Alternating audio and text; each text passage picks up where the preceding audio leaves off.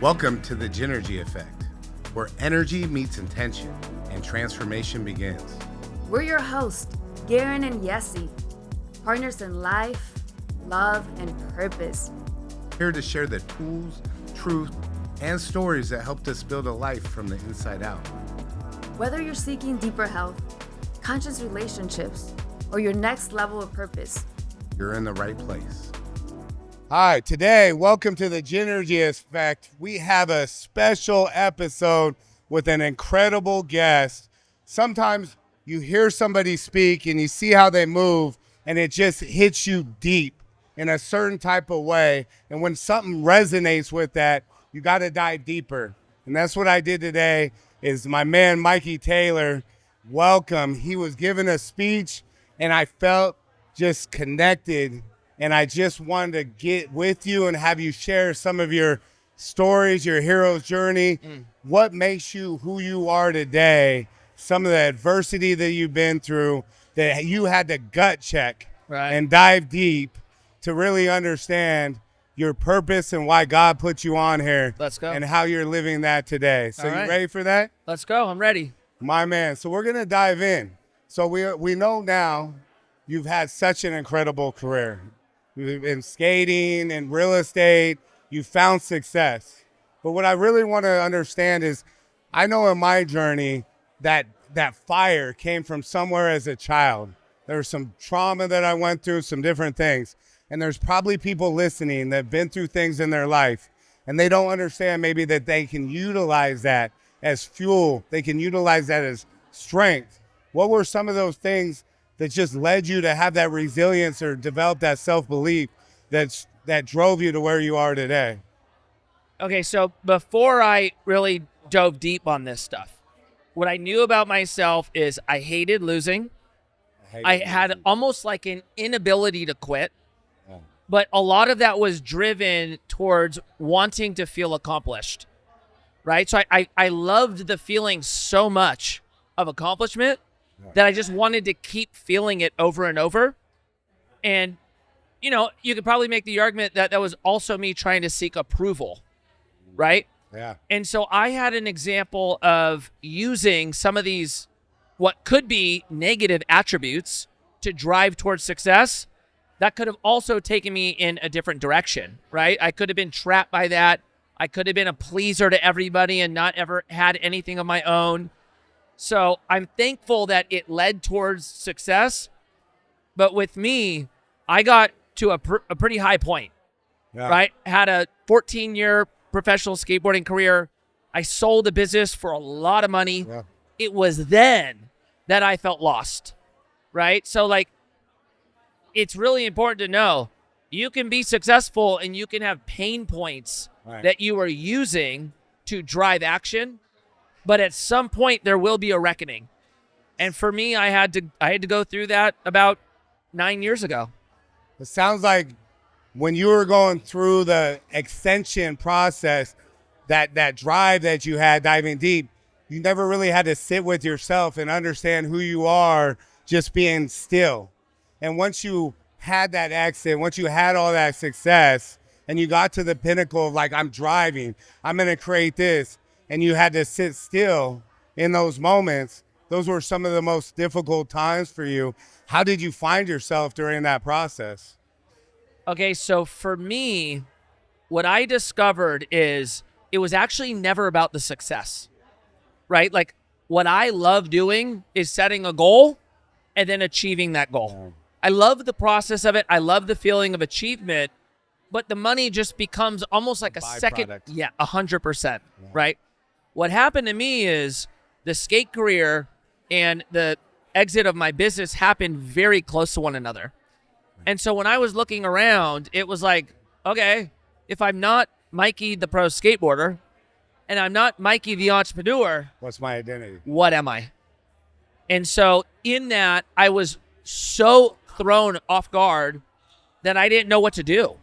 I knew I had a skill set. I knew I had a drive. And I had no idea where to apply it. I felt completely lost for the first time in my life. Wow. And so I knew that that was going to be one of those turning point events or a make it or break it type of moment. And it got so bad that I felt like my option was this will be the death of me, or I had to get on my knees and ask for help. Those were the two options to me. And so what that looked like in the beginning was like, okay, if I have to answer the question of who am I, I've got to answer how I got here. Right. And so I was at that point already bought in on I was not an accident. I was bought in that I was created, right? So then I just had to basically figure out who was my creator, why did he put me here, so that I knew my purpose.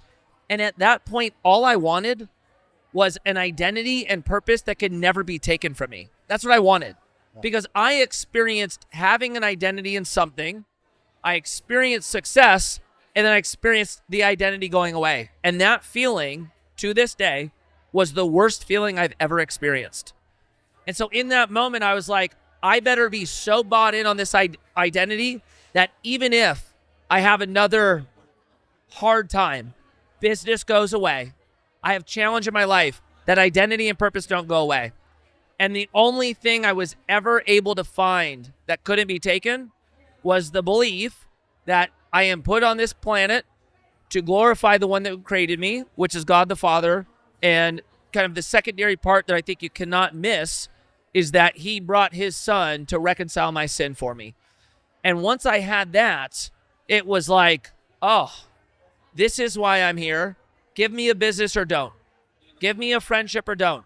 All that going away or coming into my life does not take that away from me. And then at that point, everything changed. My life has not been the same since. So for people that may not have a relationship with Jesus, God, and they have maybe a negative connotation, maybe church, they just had experience or judgment from people that they felt like they weren't able to be who they are as human beings, how would you say would be a process for them to go and start just maybe putting their toes in the water and exploring their faith and maybe seeing how that can be a catalyst for their life to create some sort of change or purpose? Yeah, I love that. So I'm going to answer the two questions that I really heard in that. Number one, remember that church is ran by imperfect people. That's right. Right? Yeah. Everybody is at that church because we're just beggars showing other beggars where the food is. So if you're looking at flawed people as God, you're going to be let down every single time. So just know that about church, right? There's a lot of stuff about church where you're like, that person hurt my feelings. That person did something wrong. It's the person that made the mistake. It's not the creator, right? So that's the first part. I would say the second part to that is answer the questions. Answer the question. The three questions that are the most important questions for us to answer. The who am I, the why am I here, and where do we go when we die? You can find the solution, or you can find the answer to those questions yourself. But for me, where I landed on this was I didn't have enough faith to think that this was an accident. So that was really important for me to go, okay, if there's a creator, who's the creator? And then I started looking at the different religions and went, not every religion can be right. Right? There is always truth. There's not your truth, there's the truth. And so when I started going through that process, what led to ultimately, a belief in Christianity for me was that Jesus was the only leader that said that he was God and he was the only way. That's it. He didn't say I could be a way. Muhammad never said that. Gandhi never said that. Buddha never said that. No one but him. So then when I looked at him, it became simple. Was this guy who he said he was? Or was he a liar or a lunatic? And when I started trying to do my due diligence to prove that wrong, I couldn't do it. And so that's ultimately where I got on that. So I would just encourage everyone to spend the time to answer those questions, right? Those are questions that we typically don't want to answer because it's hard. I mean, think about that one, right? Like, where do I go when I die? But if this thing doesn't end when we die, this whole world doesn't end when we die, and something happens after, that is worth answering those questions for. What would be some times in life where you can now sit here and think back that you're like, man, God really had a part to play here. He had a huge impact in my life. And that translated, that correlated in these different pathways that I've been down that I really feel called and drawn to that maybe wouldn't have happened if you didn't have that faith. Okay. So I'm going to answer it a little bit differently, but there's some parts of that. If I were to look back at my life in hindsight, I was always able to go to the things that he was maneuvering in my life. This door opened, this door closed. And it became so obvious to me that he was doing these things. And we got to a point, my wife and I, where we were like, I think we need to start praying that we are watching the Lord move in our life in real time. That is a scary prayer to ask for, because what we experienced was some trial, right? He put us through a very, very painful moment. But going through it, we were forced to rely on him to help us navigate through it. And so if you hear my wife and I talk about the points in our life where we felt the Lord moving with us, it was in one of the hardest times of our life, right? But that's kind of the refining fire moment, right? The Lord refines you through trial. And so now we look back and go, dang, that was a blessing. But yeah, there's a lot of different ways that we've watched him move. That was the first time I was watching it happen in real time. Yeah. I'm a big believer that the most important relationship we have, one is within ourselves, and God would be part of that. And then two is our relationship with our partner. Yep. That's going to be the biggest indicator of success that we have in happiness and health. And having a relationship with a partner that shares the same values and has the same alignment, really becoming clear on whether that's true or not as you go through the process of selecting which partner that you have, because that's a choice, right? We're there because we desire to be there. Yeah. What was that process? Because I listened to your wife speak. She stood up and she really broke down some things in your guys, and she got vulnerable. And that takes a lot of strength and assurance in herself. And you could see her speaking through God and through herself with how she was sharing. But it also is a big testament to your guys' relationship and the dynamic that you guys have. But you talked a little bit about the struggles and how did you guys go through having the similar values, and how did that get you through some of those struggles that you guys had? Okay, so it's interesting because that's actually another kind of example of something that was entirely created and driven through God, right? Yeah. For us, where we had alignment on morals was from our parents, right? We grew up in households, and we became kind of unicorns in this scenario. Both of our parents are still together, right? We are both firstborns. Yeah. Both of our parents are believers. Jen grew up in the church, though. So, her experience was probably more in line with what you touched on with religion. Yeah. Going through high school at a church, she was like, I'm done with this. Yeah. I don't like this whole religion thing. For me, it was later in life when I went through this. But when we started dating, we should not have lasted. Like, she was driven, got her business degree from Point Loma, got a design degree from FITM, started an interior design business. She was on that path.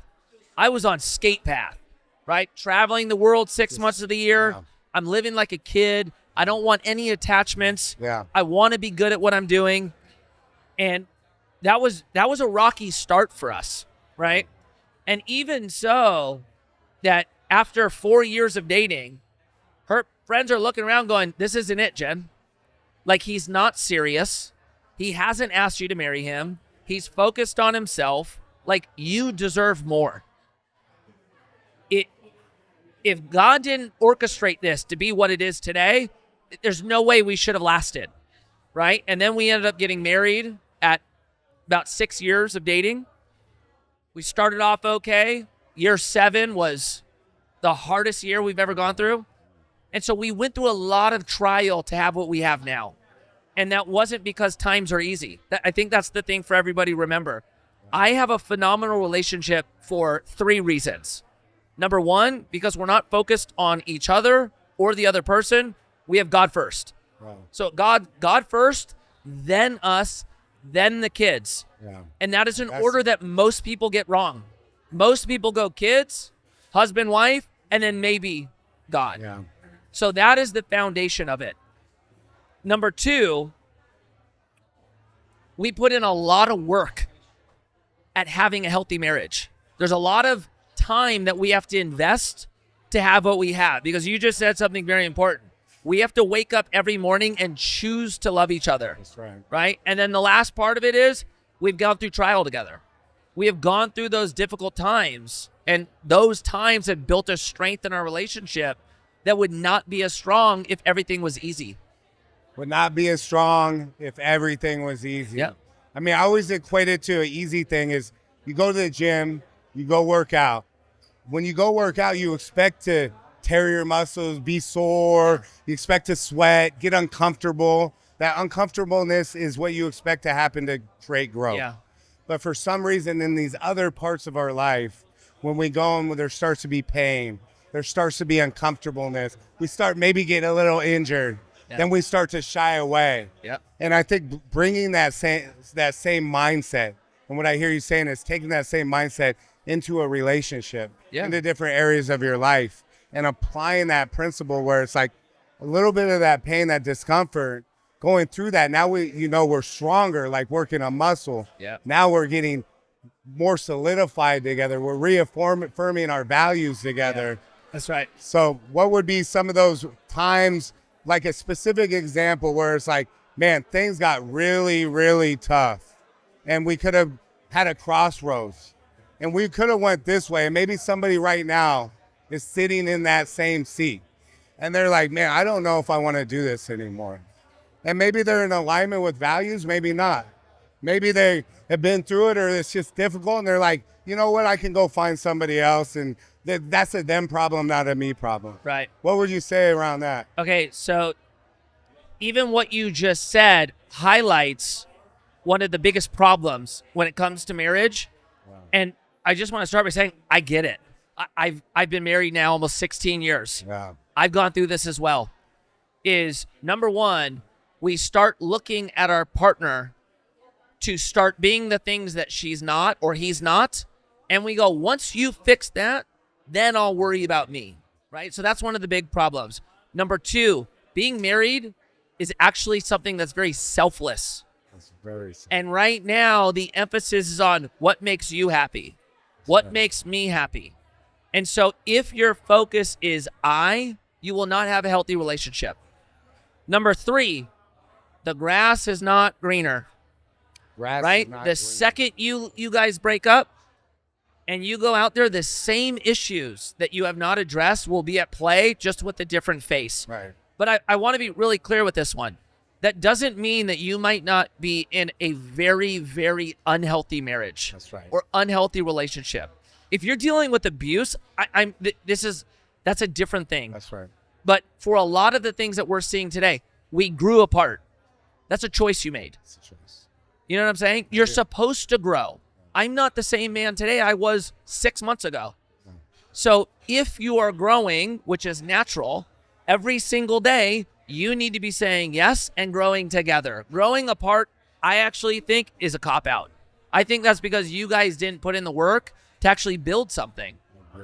So with Gynergy and Level 5 Life, it's all about being intentional in these 5 different pillars. And relationships, one of them, right? They all sit on a foundation of our legacy, service, purpose. So with relationships, what would be maybe a couple little pieces of framework or structure somebody could put in? Like for us, we have date night. Yeah. So once a week, we have date night. It's intentional. She knows she's a priority. Doesn't matter what else is going on in life. Nothing comes in that block because she's a priority. Yep. And I know that back. Yep. And then we have on Sunday check-in. Yep. So we do like a State of the Union where it gives us a framework to have these, appreciative, but also sometimes hard conversations. And then we don't have to sit with resentment or sit with something on our mind. We know we have that structure to be able to do that once a week. Yep. What would be some strategies maybe that you could utilize with your wife or that you have seen been successful for people to reestablish? Maybe they're going through that that difficult time. Yep. To reestablish that. The two that you just mentioned are unreal. The once a week date night is massive. Right? And if anybody's listening to this and they're like, yeah, but going out once a week is expensive, you don't have to go out. That's right. Right? If you have kids, every Wednesday night, mom and dad spend an hour outside or an hour in the living room to connect. That's not kid time. No, right? If you want to pour a glass of wine, which whatever it is, you have to dedicate a certain amount of time to your spouse. So that's a really good one that you touched on. State of the unions, how are we doing? Yeah. Right? Yeah. That's a really big one as well. And then I would say one thing that's really good for us is how we start the morning. And so for me, I usually wake up in the morning before my wife or the kids are up. Yeah. And for 4 days of the work week, I don't see them in the morning. Wednesdays is my day to catch up in the morning. So I wake my wife up early. We have coffee together. We typically do a Bible study together. I wake the kids up. I make the kids breakfast. I go into work late. So even though that one's not directly tied to our relationship, we do get an hour and a half first. And then I typically spend some time with the kids and then I go out to work. So just creating in your calendar a weekly link up and then stick to it. But the two you mentioned are huge. That's straight up. One other thing, I think people get confused a lot as far as roles and responsibilities, right? And there's all this misconception or maybe weight or negative connotations on certain things. And you and your wife both spoke to something that resonated with me and I think is important. And, you know, my belief is as a man, your role is to be a leader. But leader comes with responsibility and you got to be worth somebody to follow, right? If you're not worth following, then you're not a good leader, then you're not a good partner. That's right. Right? But what I heard her talk about you becoming this leader for their family and how that shifted.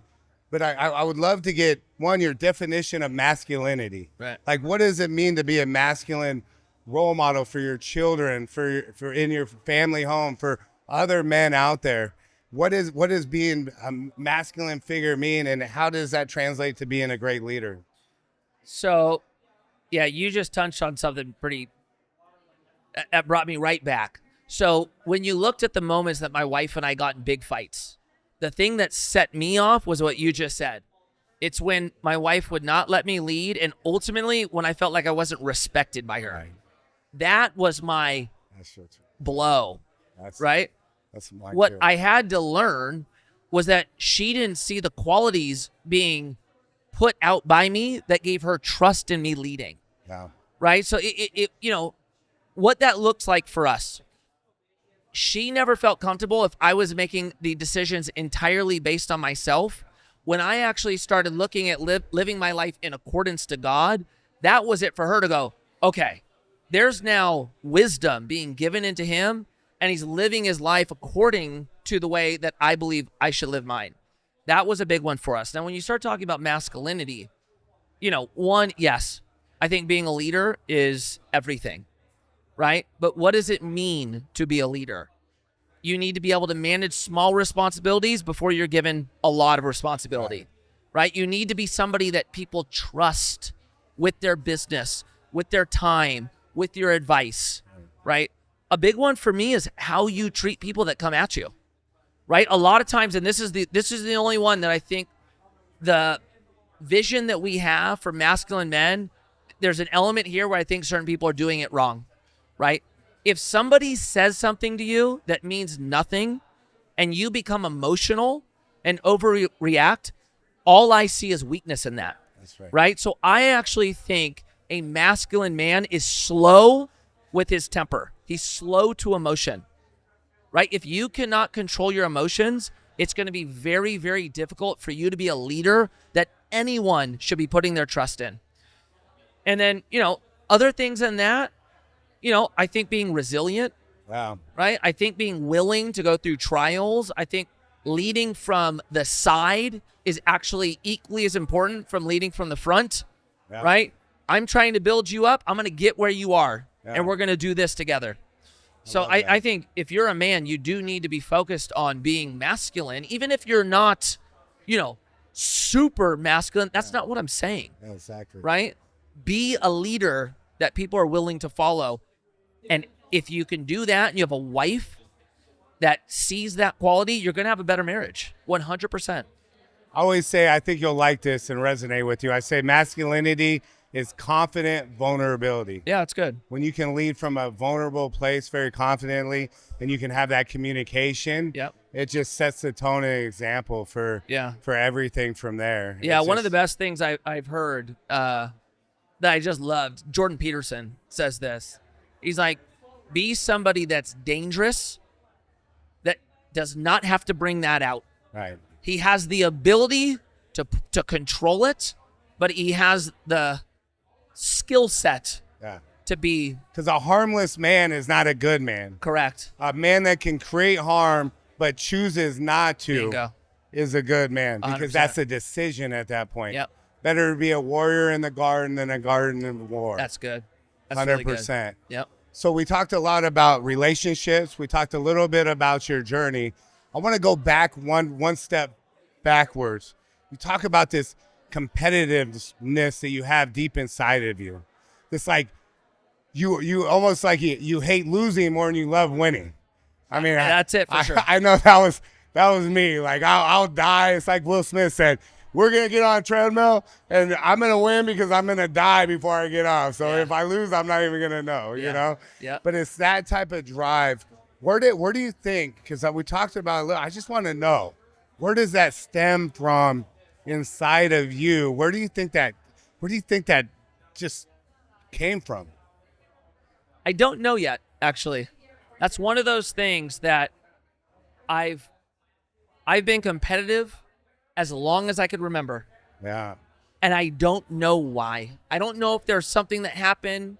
I know there is an element that I had to work through, which was seeking approval. I know that. So I'm sure that's tied to it. But I don't know the instant where it was created. I just know I am extremely competitive, right? Yeah. So much so that I'll go speak at real estate conferences now, and people no longer look at me as a pro athlete. That was a decade ago. Yeah. And I'll just mention, like, look, I was a pro athlete. I'm competitive. And then they'll have something outside like cornhole. And they're like, all right, Mikey, let's play cornhole. Let's go. And they just watch the lock-in. Yeah. And the freaking let's go. Let's go. Every time they go, damn, dog. Yeah. You weren't playing. Yeah. You know, I love competition, but here's some of the things that I enjoy about it. It makes you better. Thanks. If you're competitive and you're looking at somebody next to you that's competitive and they are pushing you to win, bro, that's what drives excellence. So much beauty. And so I do like Yeah. the path towards greatness, and you'll never do that if you're not competitive. You got to have that will. The best people had the counterpart. Yeah. That ended up raising the elevation because they both had that same mentality, that spirit, and they were able to feed off of each other, and it just separated them from so many people. So if let's say there's an athlete, let's say there's someone in business, and they have that competitive spirit, but they don't know how to harness that and utilize that in the right way. Maybe they're like almost there, but they're not separating themselves to that upper echelon. What would be some advice that you tell them to implement, maybe in their routines or their strategies or the way that they show up to prepare before the event or whatever it may be? Yeah, that's really good. So you can be competitive, does not mean you'll be great, right? I think the greatest example we can see is Michael Jordan or Kobe Bryant, right?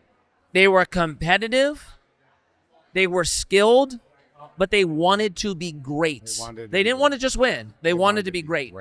Right? So, you know, you've watched Last Dance. You've heard all the stories, right? How much time did Jordan spend in the gym every single day before and after games? All the time. He was relentless. Relentless. Right? So if you set the bar, set it higher. Right? You want to be top 10, set your goal at top 3. Yeah. You want to be top 3, set your goal at number 1. Right? Set the goal higher and then go do the work to be great. You know, if you don't have the competitor, create the competitor. How many times do we see Jordan make up something so that he got so pissed? He just had that deep. Right? He needed that to compete at the highest level. You got to play a game with your head. Go play the game. Yeah. Well, how would you get yourself mentally prepared before? I mean, you drop in. skateboarding, it's like you make a mistake and you have to be in flow state. You have to, you're locked in. You don't get a second opportunity in that scenario, right? So when all the stakes, everything's on the line, it's that moment, that time. What do you tell yourself? How do you prepare yourself mentally to perform in those moments? Okay, so number one, I rely on all of the work that I put in to get there, right? So if I had a big contest, well, I skated at the park preparing for this contest for 5 hours a day for 6 months, right? And before that, I had 25 years of the same schedule. Yeah. So rely on your training to calm your mind that you have the tools to do this, because this is what happens. When you are in that position, right? In my case, it was dropping in. If you're on the basketball court, whatever the competition is, and you have thousands of people surrounding you, the lock-in effect happens naturally, right? Right when you go, you can't hear anyone. All you are focused on is the singular objective, and what that does is actually gives you the greatest amount of focus that is actually difficult to get when you're not in that setting. So as long as you don't blow it leading up to it, and you allow yourself to actually get into the game, the pressure will actually push you to be better. It 100% does. It's a cool feeling. The pressure is what drives you. 100%. Yeah. What would you say maybe are some, like one regret that you have from your past that now you grab onto? Or maybe, I would be in the shower and I would be all of a sudden think about that moment that I failed or something happened. Be like, fuck, it'll just get me, right? And I had to go through a long process to be at peace with certain things, because I'm like, I always I have this desire to be great and to create an impact and I've been at a very high highs and very low lows and high highs and low lows and been through this journey. But what were some of those during your whole, because you've had such an incredible human experience. Right. What would be some of those pieces that you're in the shower or you're alone or it wakes you up and you're like, man, that right there is like, that's actually what drives me to be a better human being? So it's a little bit different for me, actually. I actually don't spend a lot of time looking back and going, I wish I would have done it differently, or that was an opportunity that I missed. There are things like massive failures that I learned from. Yeah. And in those experiences, I know I'm not making that mistake again. But it's not the ones I would even attempt to dwell on. For me, naturally, I would probably dwell on the most missed opportunities. But I've done enough programming to not allow myself to go there. Right? It's been a very long time of me going, what is the point of reminiscing on an opportunity missed? What is that doing for me moving forward? That's right. Right? That's the past. What can I do in front of me so that I then maximize the next opportunity? And so I don't do a lot of that, actually. I don't dwell. I don't really reminisce. I don't wish things happened differently. Kind of the framework I'm on is like, Lord, close that door. Yeah. Or God, open this one. And so looking back, I'm like, yeah, that didn't work out. Why didn't it work out? I don't think that was my plan. And look what happened because of it. Yeah, I do. So you have an incredible perspective, incredible fire that's inside of you. We talked a little bit about your childhood. We talked a little bit about your pro skating, talked a little bit about your marriage and your relationships, family, that dynamic. So moving forward in the future, in your vision, what is that legacy? What is that impact that you desire to leave on the world? And I know God's gonna, He's gonna help guide you through that. But what is that gets you excited, that fuels your fire? Because what we talk about all the time is getting connected with your purpose, your why, and understanding what legacy, what impact you want to leave on the world. That ends up driving a lot of how you design the rest of your life, right? How you focus and show up in relationships, how you show up for yourself in your health and your fitness, how the investment that you put into reading and growing, But it's not a lot of times until we get clear on the why that we're putting that intentional time in. Because when I talk about level 5 life and I envision, what does a level 5 life look like? What embodies that? That's why I seeked you out tonight, because very few people intentionally live what I would say is a level 5 life. And when I'm listening to you speak, you very closely or very much do embody that. And what you talked about is a lot about God and that providing that framework. And I love that. But outside of God, what would you say some of that legacy, that purpose, that impact, when your eulogy and this being spoken about you, what do you want to be remembered for, or what impact do you want to leave behind on the world?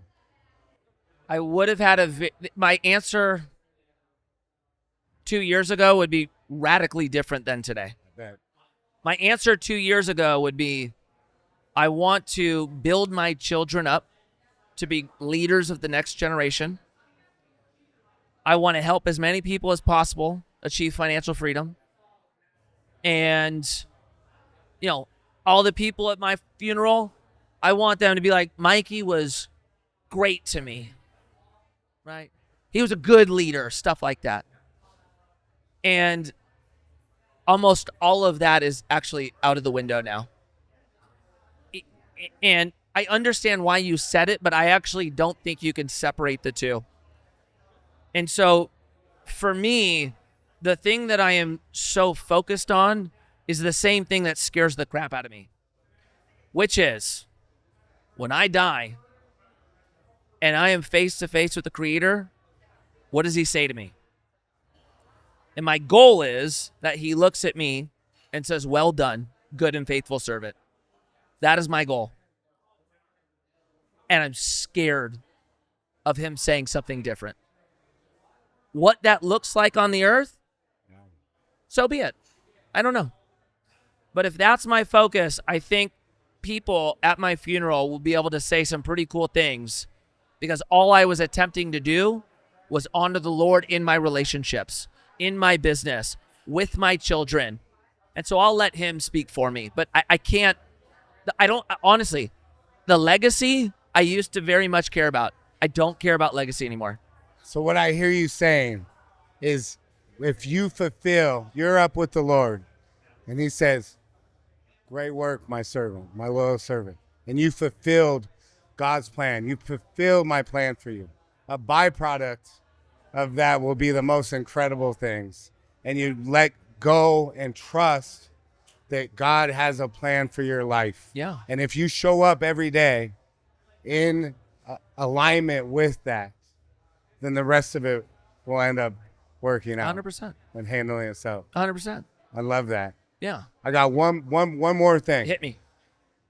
So we just had a few weeks ago, it feels like, one of the most horrific things. You have somebody that believes so much in creating dialogue, conversation, and changing lives and perspectives through really sharing his heart and perspective, and never wanting to cause harm to anybody ever. And that is what we talk about. That is what the American way, the dream, is, to have open communication and to bridge this gap that we have of just this dissension of, we can't even speak about things that we don't agree with. And without that communication, that gap will never be able to be bridged. And I know when Charlie Kirk was assassinated, it hit me very deeply. And I actually wrote a poem about like a remake of The Man in the Arena. And I cried. And I didn't even know, like, I watched Charlie Kirk and I respected him so much because he got out there, and I understood how divisive that could be, to be in an arena where everybody's throwing everything at you, but you stand there and you take that and you stay true to your belief. And whether you believe it with same things he does or not, to not respect that when somebody stands in the arena and that aspect of it. But I guess my question is to you, one is, how did that impact you, and how did that shift the way that you show up now and the way that you communicate and you stand in your faith? And has that, how, because I know you even had met him, right? And I just want to understand the impact of, because to me that his legacy is going to be compounded by 1,000,000 times. Oh, yeah. After his death. Yeah. And I think we're seeing the groundswell of that. We are. So, I think a massive disservice was done to our citizens when we started buying the lie that you shouldn't talk about faith, politics, or money at the dinner table. It's forbidden to talk about. And so because of that, none of us engage with our family members on anything difficult.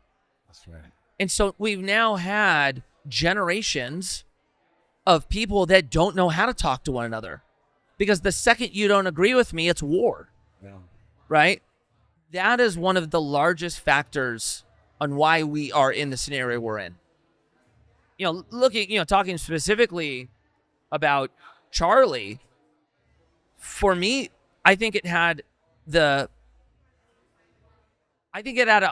opposite effect that they were hoping for. Yeah. Right? For me, it wasn't time to be quiet because this is dangerous. I was like, dang, time for me to be bold. Yeah. Right? And the crazy part is, bro, I am not alone with that one. No, you're not. Not even close. Not even close. Right? There's a lot of us that woke up and went, okay. Yeah. I will step up now, and then I'll step up 3, 4, 10 times more. So we're going to witness something.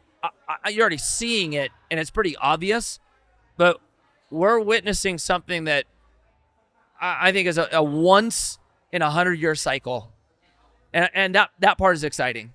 Yeah. What is we'll leave it like this. What is your hope for the future and how that gap gets bridged? Okay. So this one isn't my hope, but if we're talking historically, something bad has to happen for us all to come back together. If you're looking historically, my hope would be it doesn't have to get there before we look at one another and go, we have more in common than we have different. You can have a different opinion and I can still love you.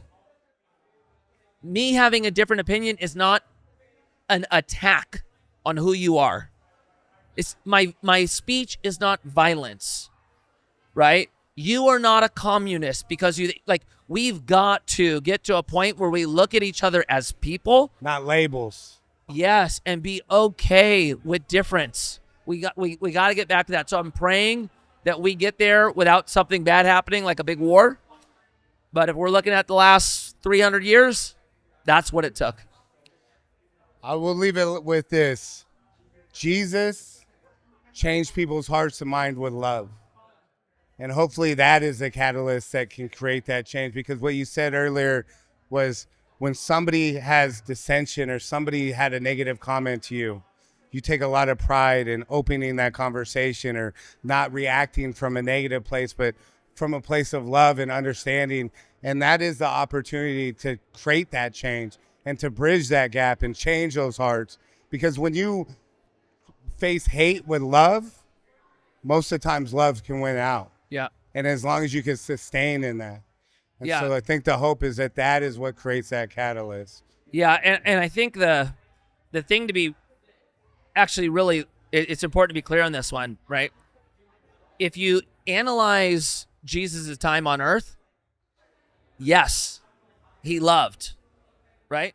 But he divided, right? He said, I didn't come for peace. I came with a sword, right? To divide father from son, because he knew what he was saying was truth. And so, some of the examples that people use when the prostitute was caught and they were going to stone her to death. And Jesus looked around, right, when he's writing in the sand, and he goes, the person who hasn't sinned, let them cast the first stone, right? And so all of them leave. And he's there with the prostitute. And what did he say? This is the part that people leave out. He said, go and sin no more, right? So he was very clear on what the truth was. He was very specific on calling things out, but he loved. So we have to have that understanding that love isn't accepting all. That's actually not what love is.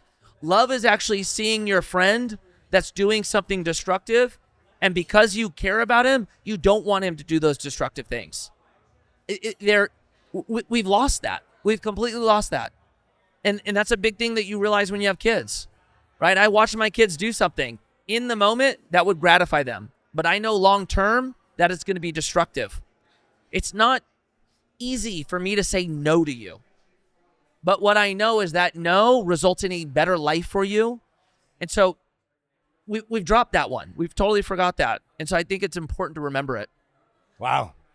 Well, Mikey Taylor, just accountability, holding the higher standard to those you love is how you share that. And it's how you raise that bar for everybody around you and how you share love. So, man, thank you for coming on, brother. My man, Like appreciate that. This was amazing. You are truly an inspiration and somebody for people to look up to because you embody who you say, what you say, how you speak, how you carry yourself, your relationship with your wife. You cannot fake that. You cannot fake the truth that comes out of your mouth. Amen. You can feel it. Thank you. you. So again, thank you for coming on the Gynergy Effect podcast. So excited that you guys were here with us. We appreciate you. Please come out to the next one. And we look forward to continuing to raise the bar, holding that space and accountability. And let's drive to create the future that we all desire. Thank you. If this episode spoke to your soul, Share it with someone you love and tag us at the Gynergy Effect. We'd love to connect. and remember, your energy is your power. Use it with intention.